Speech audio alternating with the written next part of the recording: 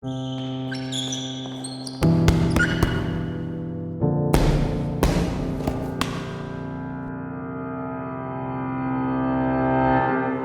guys, thanks for tuning in and welcome to the second episode of MatTalx. This time I had the pleasure and honor to interview Mathieu Peters, who is the first black belt of the Netherlands and founder of the national known Jiu Jitsu Factory.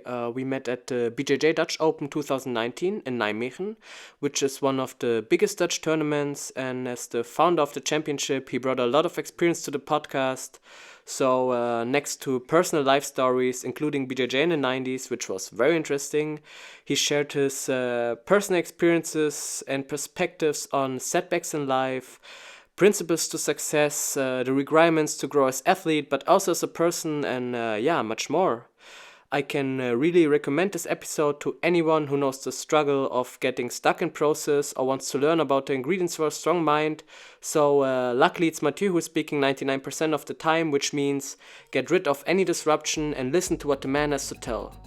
Oh, and excuse any soft background sounds, but we had to record the episode in the cafeteria of the venue, so there were two little disruptions. Despite that, there were no problems to the clarity of our conversation. So I wish you a very nice time listening to the podcast now, and enjoy.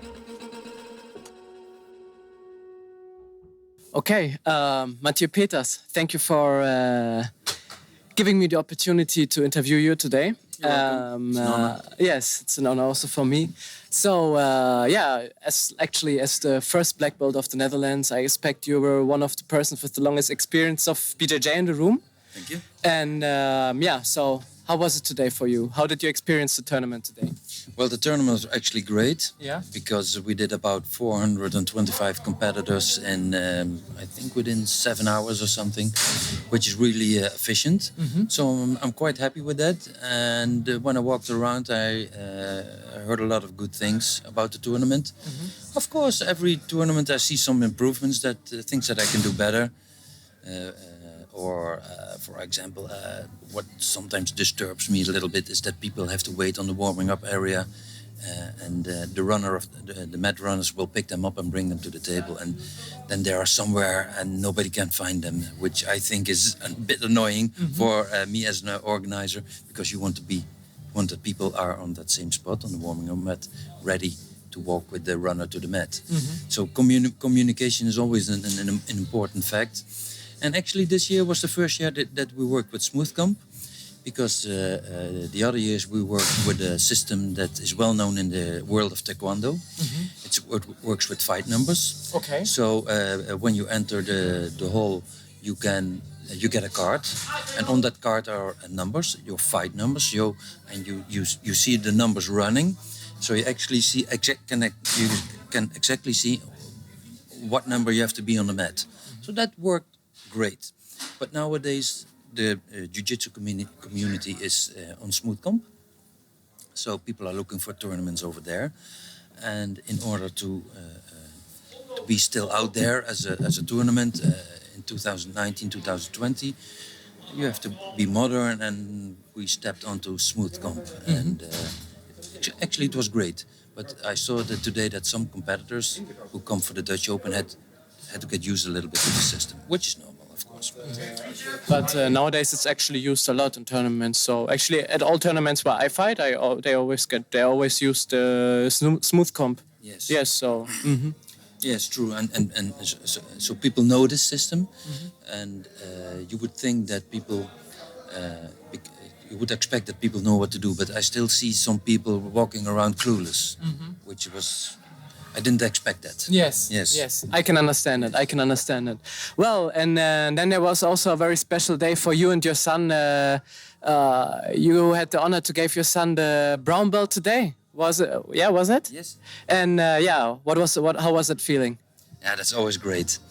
Of course, I'm his coach and his father. So I took him to the gym, to the academy when he was 14 years old as a boy. And the first class, he right away broke his pinky. Oh. And I thought, oh my God, he's going to quit. He will never come back again. But he did, and he worked on his game, and he's a very talented guy. And I took him to competitions, and he had to find his mindset to go to competition. And after sometimes he really liked it to go to the competitions with us. And I think he does really well, and he already won several purple belt good competitions, and I think it was time to go to the next level, to have a little bit more challenge. And not to be arrogant, but today he had 3 fights. He submitted all of his opponents. The last tournament we were at Grappling Industries, he had 11 matches. He won 10 with submissions. So I think then it's time to move on to the next level, to challenge yourself in order to grow into the next level, of course, which is always important. Yeah. Yes. True. Yes, that's true. So, and so actually today you acted as a father, as a BJJ coach, but of course we are always more than just a belt around our waist. So if I would ask you now, how would you describe your persona, Mathieu Peters? So who are you, if you could introduce yourself? Yes. I'm a man who's jiu-jitsu is not my job, first of all. But let's talk about this. I'm a school teacher. I work at Koning Willemijn College. It's a college in Den Bosch, and I'm a teacher of house painters. And I teach them the technical aspect of paint and surfaces and that kind of stuff, which is fun to do. I work with kids in between 16 and 20 years old. I really love my job. It's great to work with young people and to contribute to their development, not only to teach them about their job, but also to contribute to their development in life, which is great. Next to that, in the evenings, I teach jiu-jitsu class as a hobby. It's more than a hobby. It's growing out of proportions. Yes. It's a passion. And I'm 50 years old now at the moment. I take it a little bit in the lower gear, because before, I think for 20 years in a row, I was only at home at Friday evening. It's really a miracle that my wife stayed with me. So she's a very patient woman. And so actually my kids were also used to this. But it's a passion, and next to my job, I really tried to contribute to the development of Brazilian Jiu-Jitsu. Because in the beginning, when I started in 1993, after the first UFC, when Royce Gracie won the UFC. There was not a lot of Brazilian Jiu-Jitsu. There was nothing. So I did Judo, and I always liked to fight on the ground in Judo. I was an okay judoka. Not the best of the best, but I was an okay judoka. And when I had to fight a match and I knew that the guy was stronger, I tried to drag him to the ground, and there I had more chances than standing up. And I was very often successful in that. So I thought, when I saw Royce Gracie fighting, I thought, this is my thing. This is what I need to do. This is my future. So I stopped doing everything what I did at the time, and I went to travel. I went to Barcelona to Robin Gracie. I went to Rio de Janeiro to Rorion Gracie. And I found my way in the jiu-jitsu world in order to develop. But I always had to travel. When there was a competition, it was always abroad. And from there, who am I? I'm a guy that I can bite in something and not let it go, because I want this. And I'm very, very patient, so I can last a long time. I'm a long time battery.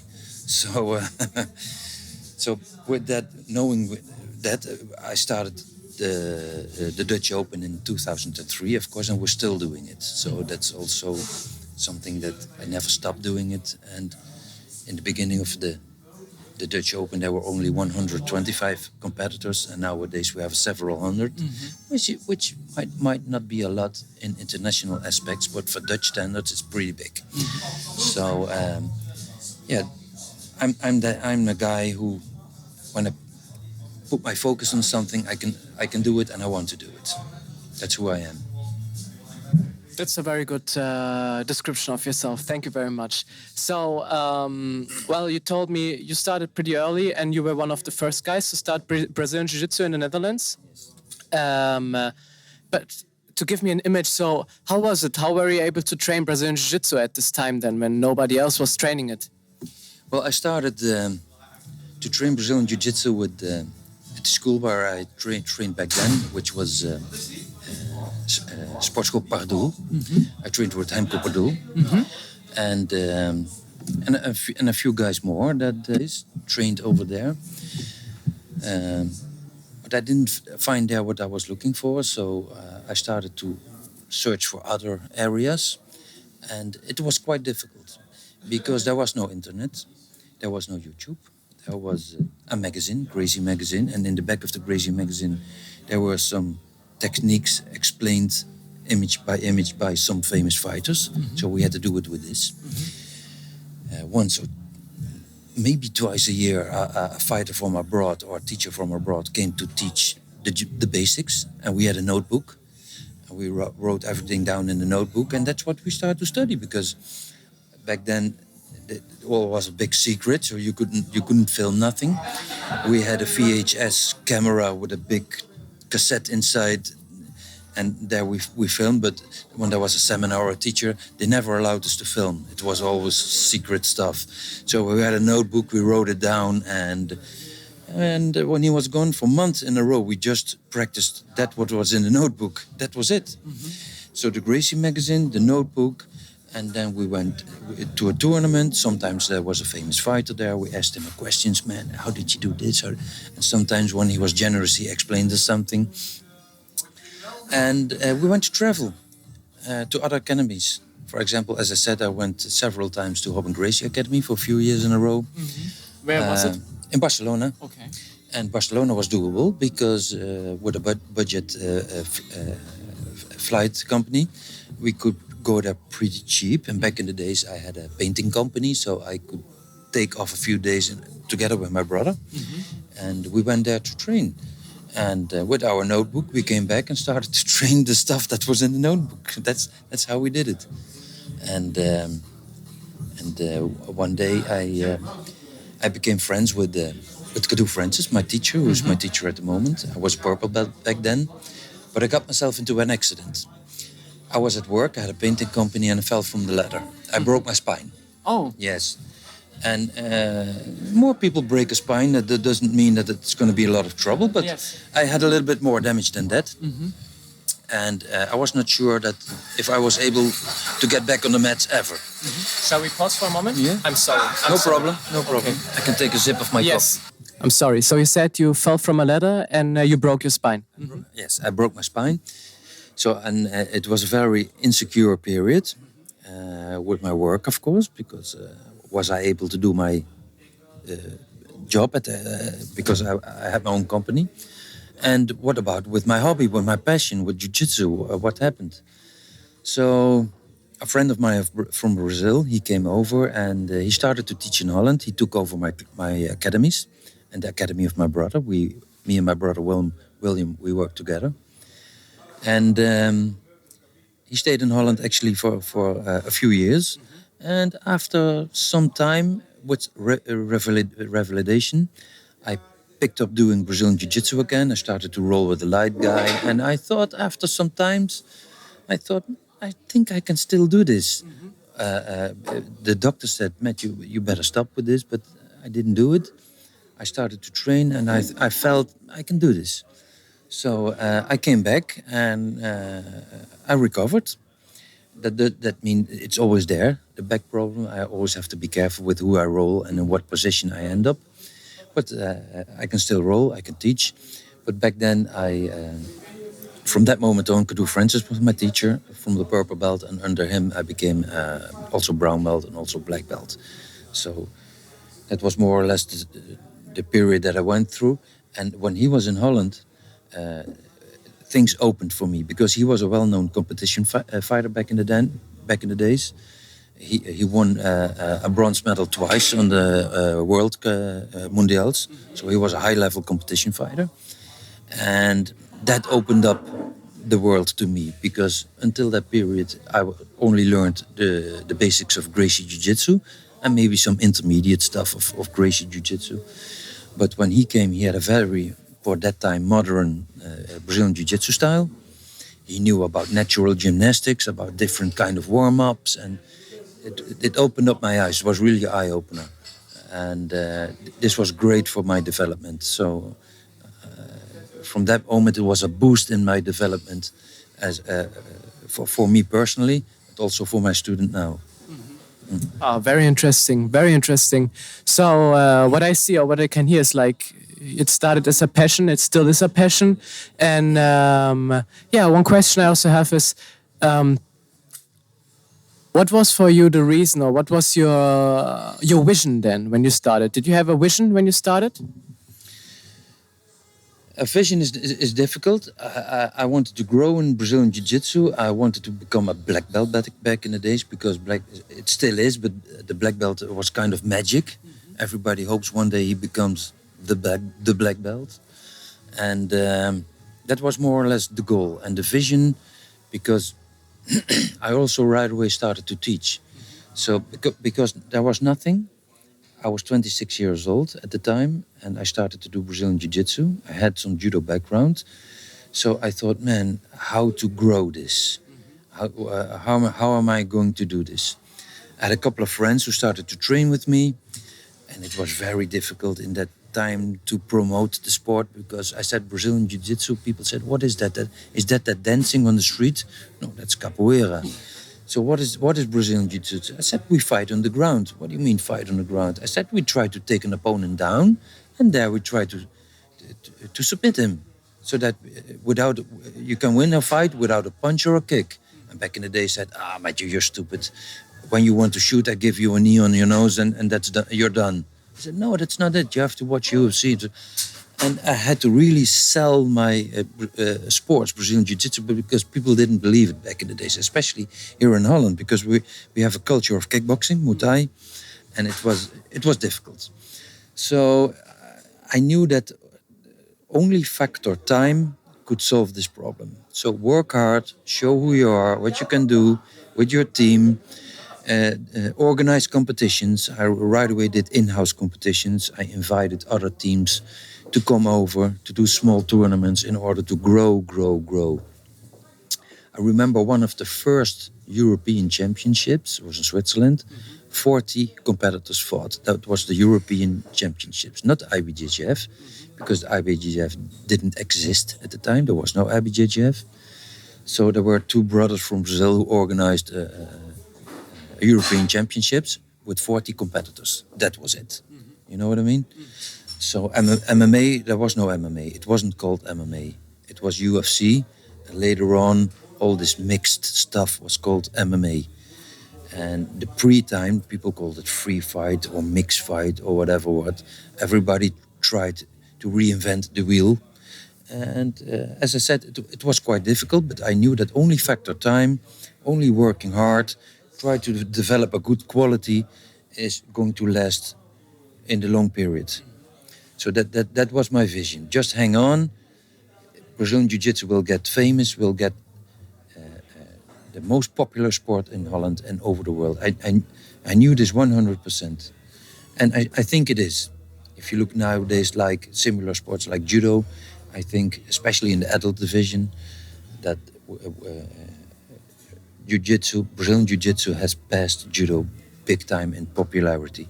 Not with kids. Judo is great for kids. I love Judo. I did Judo myself when I was a kid and in my youth. It's a great sport. I still love to watch it. But there are not a lot of adults doing it. If you go to a Judo school, how many adults do you see? You see a small group and you see a lot of kids. Why is that?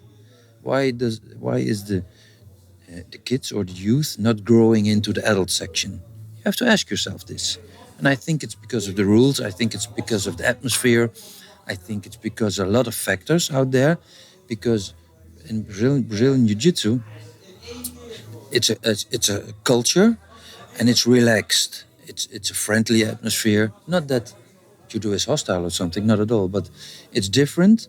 It's ground fighting. It's not too much rules. Back in the days, there were less rules. Now you see more, like the leg reap rule coming up and this kind of stuff. And It wasn't then when you started. There wasn't a leg reap rule. no, leg reap was okay. Leg reap was fine. And of course, the leg lock rules are more or less the same, but leg creep wasn't there. 50-50 didn't exist. There was no 50-50. Nobody knew about the 50-50. Heelhooks in the gi? Heelhooks in the gi were not allowed. No, never. Of course, at no gi championships, not under IBJJF rules, but I've seen a lot of things develop by time. But I think if you look at Jiu-Jitsu as a sport, how it developed, its popularity is huge these days. And I think that was my vision back then. I already knew that one day we get to this point, for sure. So I just had to wait for it and work hard. And nowadays, would you say that your vision is still the same, or would you say your vision has changed over the time and nowadays you have a different vision, what you wish for the future of BJJ, especially for the Dutch future of BJJ? Well, the vision is, I would really love to see Dutch Jiu-Jitsu fighters connecting to international level, especially in the higher belts. Look, if you do international competitions like Europeans, like white or blue belt, you can get there at the top level. You can do it. If you have enough talent and you work hard, it's okay. But for example, for the brown and black belt division, you cannot reach the level there ever, never. Because these fighters from Brazil or fighters from the United States, they train 2 or 3 times a day, some crazy guys 4 times a day. A student here in the Netherlands, he can train once a day, or when he gives up all his life, maybe he can train twice a day, but I don't really think people train twice a day. So that means he has to go abroad, give up his life, and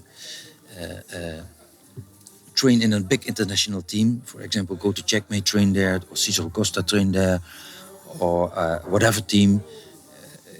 Go there and try to become champion, live as they do. And at right now in Holland, I wouldn't say impossible, but it's very, very hard if you're a jiu-jitsu fighter and you want to connect to the highest level. It's almost impossible. So I would really love to see young fighters making this step. And of course, like if we look at Poland, in Poland they can do it. In Poland they already have, like Adam Warszynski, good fighters that can hook up with the top level guys. But also Adam Warszynski is a lot of his time of the year is in the United States. So there you see a development. I try to mirror us to Poland, for example.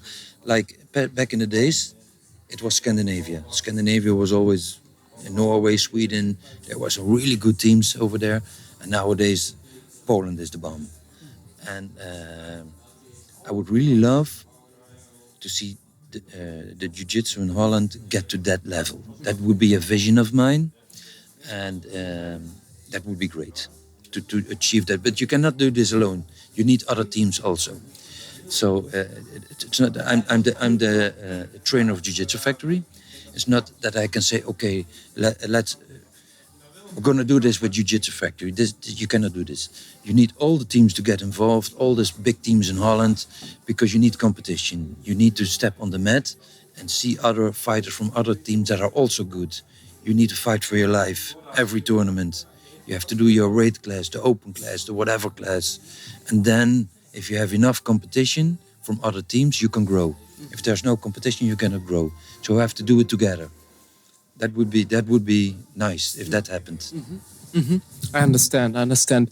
So now, considering your history, considering your own story, could you give a short description of the stepstones that, like, of the major defining stepstones in your life that led you from your starts of BJJ to the person who you are today? Not only in BJJ, but like also maybe a family man, a teacher, a Brazilian Jiu-Jitsu teacher. With stepstones, you mean? I mean, like some major points, for example. I don't know. Just saying something, the birth of my son, receiving my black belt, I don't know. Mm-hmm. Well, receiving the black belt, of course. That's a major stepstone because you were always looking to get your black belt. And I got my black belt in January 2007 in Washington, in the presence of Fernando Yamazaki. who is the teacher of Cadu Francis. This was a major stepstone. And of course, the birth of my kids and my wife they're all major stepstones in your life. But as we speak about our sports, it's it's the black belt for sure. Because in my head it was always magic. It was so hard to get there because there was no jiu-jitsu. How do I come black belt one day? And I got there, and I thought, man, I did it. Huh? Nobody's going to take this away from me. Never in my life. A big thing is also that my son started to train with me. I really love that. And him becoming now the third time Dutch national champion. Of course, that's also a milestone. These kind of things. What more? I think it's not big stepstones. I think it's like jiu-jitsu. You grow by little steps. They are not really major steps. You work hard, you progress by making little steps, and then you move on forward. But it's all about working hard, because this is what you learn in jiu-jitsu. Work hard, make small steps, you get there. So I can mention 1,000 small steps, huge steps, I don't know. I understand. Thanks. And have you ever had doubts in your journey? Oh, million times. Especially when I'm tired. Because I work during the day. I never give up my work because I have to put money on the table. And my wife wants to buy her groceries, of course. And we have bills to pay. I have a house, I have a car, I have kids. So Brazilian Jiu-Jitsu doesn't pay the bills. It's that easy. In the United States, yes. But there, if you are a champion or whatever, it makes your life easier over there to start a school. But here in the Netherlands, it's difficult. It's you can do it as a passion or a hobby, but that's it.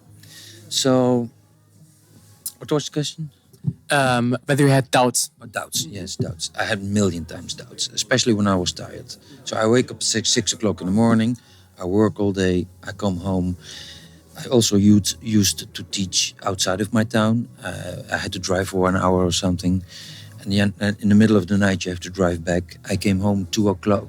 No, that's too much. 12 o'clock, 1:30, I came home, went to bed, 6 o'clock, the alarm clock goes, again to work.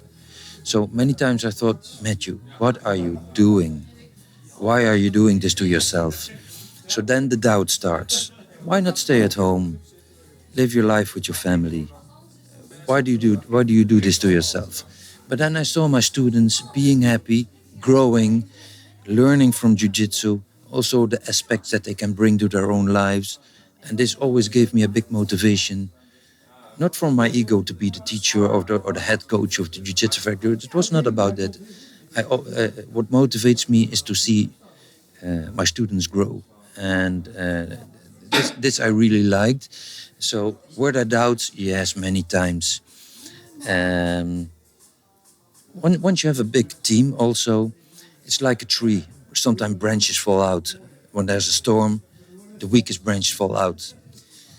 When the weakest branch fall out, some people will leave you during the way. Some people will leave you in not such a nice way. But this is all part of the job. It happens. Deal with it. So then doubt starts sometimes. Why am I doing this? Should I do this? Why am I doing this to myself? Go to a competition far away, spending a lot of money, because competition costs money. Go to Portugal with your son, and being there, first round he loses. Man, what are we doing? We have to work harder. We have to. That's all doubts. Am I doing it the correct way? What should I do different? What I do, is that good? Should I change something? I don't know. Something like this. So many times it's doubt, especially if you're the head coach.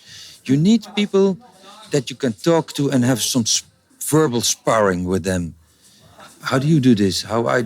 What's my way to do it? And then figure it out. Do some. This is really important, that you have a few people around you who can give you solid feedback. And without that, it's doable. If you do not have people like that around you, you will have more doubts. But doubts is part of life. You have doubts of every day. I have doubts of something. Deal with it. Stick to the plan. Go. That's it. Make a plan and go. That's it. And you'll find out on the way whether it's right or not. Can you tell me one major struggle of your life and what you learned from it? One major struggle was, of course, my injury. When I fell from the ladder, I broke my back. And I thought, well, what is life going to bring me? Because I had my painting company back then. And I did not work at school yet. So what am I going to do? What about my income? How am I going to feed my family? What about jiu-jitsu? It turned my life upside down. And this was a difficult period for me. Yes, for sure. And how did you overcome it? Well, in jiu-jitsu you learn about strategy. And you learn about being patient. And sometimes you know that you fight an opponent that's just better than you. That's it. And the only thing you can do is tuck your arms in, pray for the best, and wait until he makes a mistake, and then you attack him. And when you're lucky, you got him. So that's what I did. I tucked my arms in, I defended, and I thought, well, let's wait for my moment. Maybe it's out there, maybe not.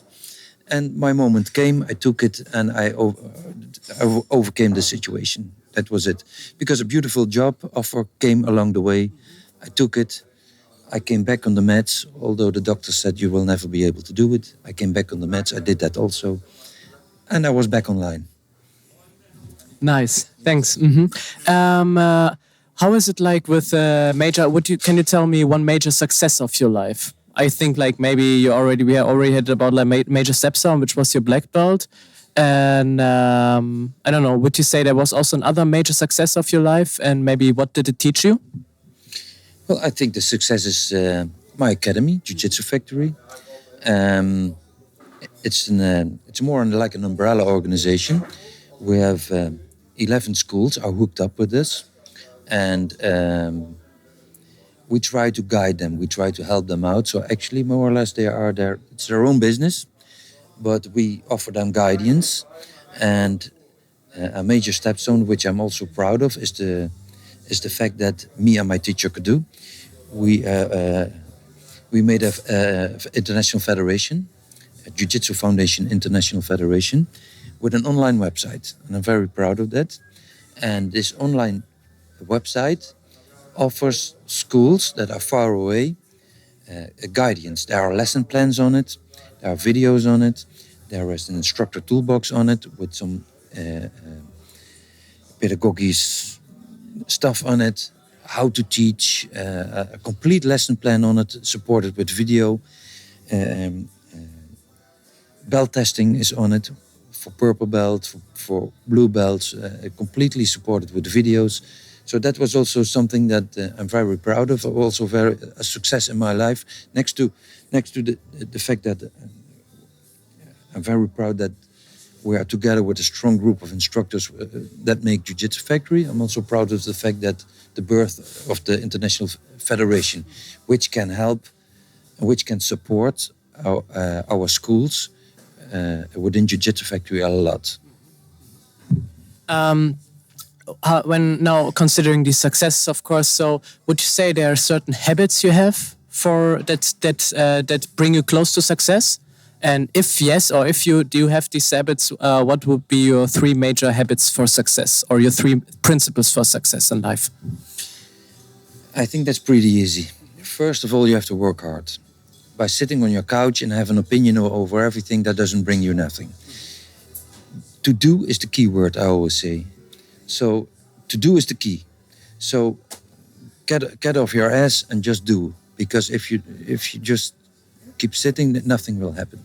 Next to that is be patient. Be patient and look for opportunities. So that means have an open eye, ask for feedback, ask other people, what do you think of what I'm doing? Am I on the right track? How would you do this? And that an open-minded, a growth mindset, that's what I mean. So not a fixed mindset, so a growth mindset, patience, and work hard. This is a recipe for success. Definitely. Thank you very much for these words. That's also, of course, something I learn also from it. One question I still have is now considering, of course, your BJJ journey, but also your life. What would be like your major aspects or the most important aspects BJJ has taught you for your life? BJJ learns you about strategy. This is something it taught me, and this is something I try to teach to students. And I always tell them Jiu-Jitsu is also a reflection towards life. Also the way you fight. Because some people fight, they want to have the initiative in the fight. They go, but they can become blind. They go full out initiative, but they don't feel their opponent anymore. So this is also in life, that very often it's a reflection. So then I talk to them and I say, look, it's good that you want to have the initiative in the fight. Of course, you want to win, but you also have to pay attention to your opponent. What is in his head? Try to read him. Build your strategy upon what you are reading. Is he tired?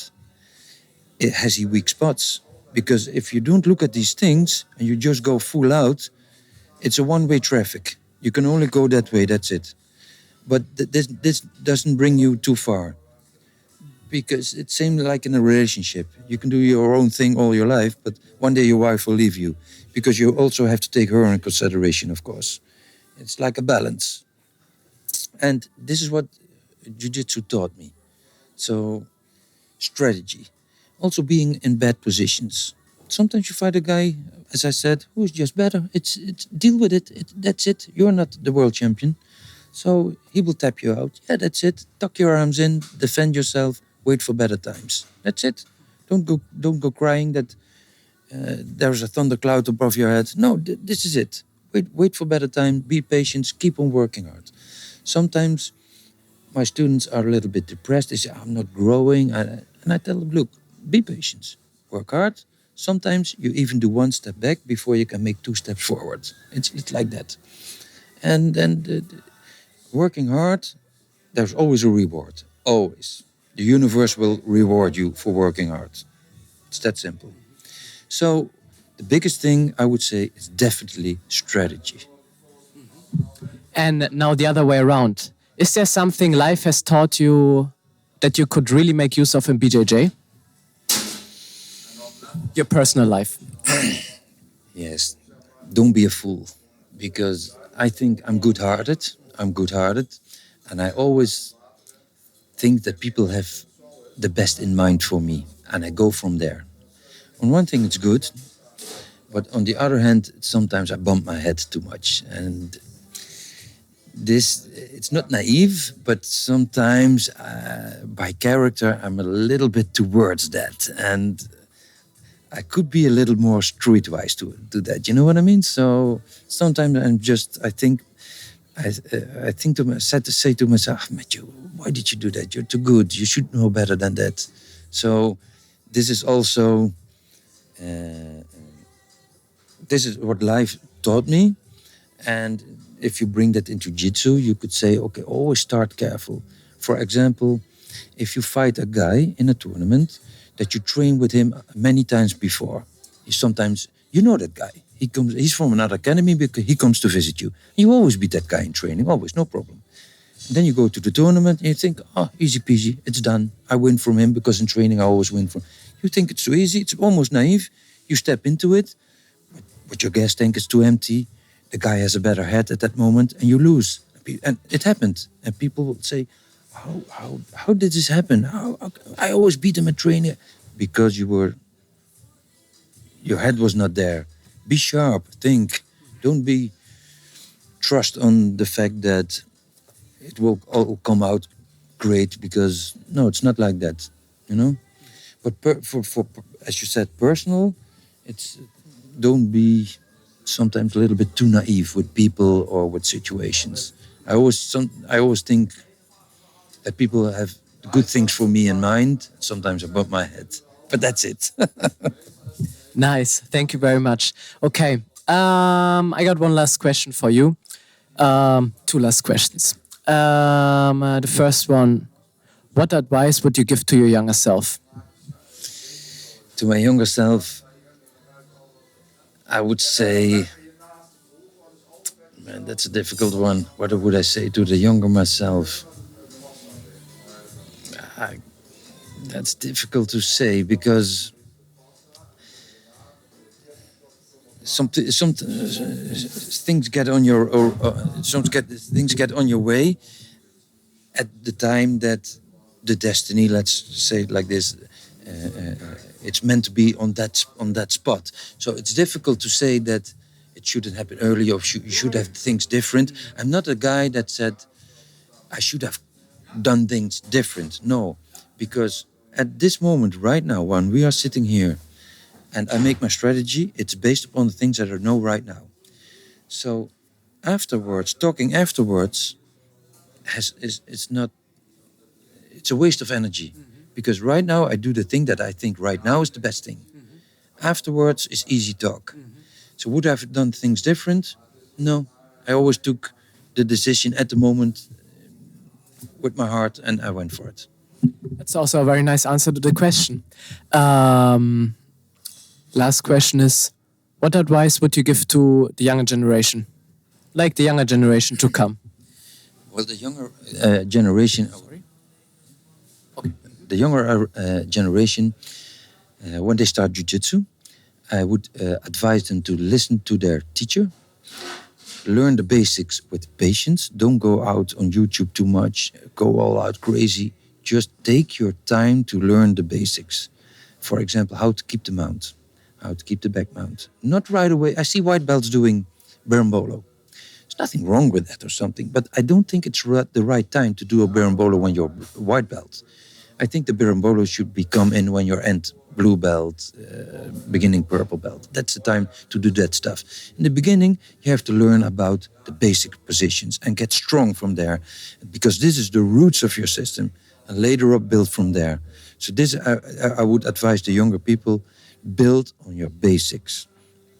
Later on, when you understand the game a little bit more, add stuff from the internet, it's not a problem. Don't go out there. Always think about, what am I doing at the moment? What I think are my weak spots? What do other people think are my weak spots? Or my good spots, and what do the other people think are my good spots? Work from there. Look what fits to your game at that moment. Don't go wild out there and say, oh, that's a nice 50-50 one. Oh, that's a nice half guard move. No. Think about yourself critically and think, what is happening? Why do I lose? Or what goes wrong? And look for answers to that on the internet. That will help you a lot. So use the internet in a good way. Don't go wild. The other thing I would really advise is, these days in Brazilian Jiu-Jitsu, people do cross-training. Go to other gyms. I have academies that I'm friend with. People from other academies come to train with me, and I always stimulate people from my academy also to go to other academies, which I'm friend with. We should not steal each other's students. As long as this is fine, go there. There's another teacher with a different perspective. He can also teach you stuff. There are different students out there who have a different game. Roll with them. See what they are doing. Learn from them. Go abroad. Go to a good team. Go to a jiu-jitsu camp for a week in Brazil or whatever what. Learn. Not only within your small little academy. In the beginning, yes. And if you have good fighters around you and it's a huge academy, of course you can get far. But there is a day that you have to step out of your crib and look at the big world. So go to other academies and visit other people. Go to open mats, learn, do competitions. Try to work on the mind on an open mindset. It's not all about winning. It's a lot about learning. And it's about developing. That's it. And this you can do, I think. Learn basics, use the internet in a smart way, ask feedback, and go to other academies and do camps, go to spend money, go to the United States, train with the top level guys. This I would advise young people to do. And then it depends, is it just a hobby? Or does it go farther? Is it a passion and do you really want to spend a little bit more money in order to work more on your development? Because this, everybody can decide for himself. For some people, it's just a hobby. They see it as a workout. They do 2 times a week recreational training perfectly. But if you want to do more, it's out there. But you have to learn. You have to know how to approach this. Okay, thank you very much. I'm sorry because I said that was the last question, but there came one more question up in my mind, namely, what do you think about mental training for Brazilian Jiu-Jitsu? I think it's look, it's all about mindset, and some people are born with the right mindset. They step on the mats and they fight their lives. Right, another guy is always nervous. Why do you have that guy on your gym that when he's on his own mat, fight like a champ, and when he goes to a competition, he loses in the first round? What's that? There is a huge aspect in between your ears, and you can work on that. Everybody can do it. Some people are born with this, and if you're born with this, be happy because it's in yourself, but it's nature and nurture. So the nature is it's born in your inside. The nurture is you can learn it. If you want to learn your mindset, you need competition rhythm. Go minimum every 6 weeks. Go to competition. Don't make this gap too big because then you get nervous all the time, all over again.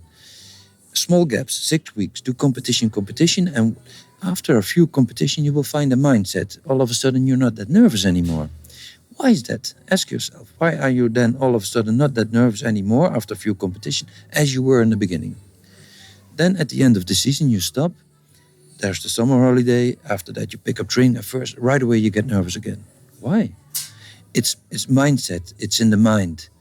So I try I always say to my students when we go to competition, I see them warming up and I say, guys, I look at them, I say, we're here because we think this is fun. We're here because it's fun. And then they look at me many times and say, yeah, we're here because they should realize that because it's our hobby. It's fun to be there. If you don't think it's fun, you shouldn't go to competition. This is number one. The second one is make it small in your head. It's not kickboxing. They're not going to knock you out. If you're in a bad spot and they arm lock you, tap out and you're okay. So nothing can happen. That's it. Make it small in your head. Go out there. I always say, when I translate it in English, it's try to sell your skin as expensive as possible. So just go out there and have fun. Make it small. It's like training. There's a mat here, there's a mat there. So work on your mindset because the mental aspect is the most important part of the fight. I think it's even 50-50. 50% physical aspects in training, 50% mental aspect. Definitely. So you should not ignore that and you shouldn't hide it. Some younger fighters, it's almost like they are ashamed because they're a little bit nervous or they cannot find their mental trigger. You should not be hiding it. Give yourself to it. Say, okay, this is it. How am I going to deal with this? And then if you work on these aspects, you'll get there. You will find the mindset. And this is a very important thing also for in life. Because if you have to do a job interview with 3 or 4 managers out there sitting in front of you asking difficult questions, you have to handle yourself, right? You're also nervous. So it's a similar situation and you can take this towards life, which is good, I think. Thank you for these words. Thank you very much. Well, what did you learn from this interview? I learned a lot from this interview, especially, for example, like certain aspects. I think it was your principles for success, your value on mental training, also like keeping up in mind that it's fun to go to competition, and everything I learned from everything.